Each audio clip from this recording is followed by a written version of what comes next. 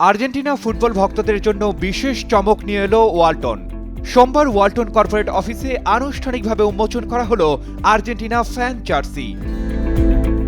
উন্মোচন অনুষ্ঠানে প্রধান অতিথি হিসেবে উপস্থিত ছিলেন ঢাকায় নিযুক্ত আর্জেন্টিনার রাষ্ট্রদূত মার্সেলো কার্লোস সেসা।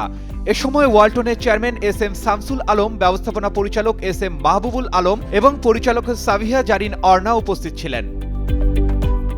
রাষ্ট্রদূত মার্সেলো বলেন, আর্জেন্টিনা ফুটবল সংস্থা যখন বাংলাদেশে ওয়ালটনকে আঞ্চলিক পৃষ্ঠপোষক হিসেবে নির্বাচন করে, তখনই প্রতিষ্ঠানটির বৈশ্বিক গ্রহণযোগ্যতা স্পষ্ট হয়।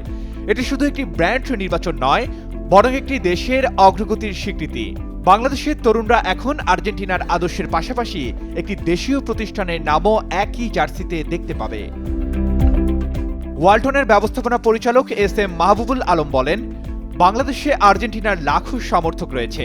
বিশ্বকাপ এলে আকাশি সাদা পতাকায় ছেয়ে যায় দেশের বিভিন্ন এলাকা। আর্জেন্টিনা জাতীয় দলের সঙ্গে যুক্ত হতে পেরে আমরা গর্বিত। মূলত বিশ্ব চ্যাম্পিয়ন আর্জেন্টিনা জাতীয় ফুটবল দলের অফিসিয়াল রিজিওনাল স্পন্সর ওয়ালটন।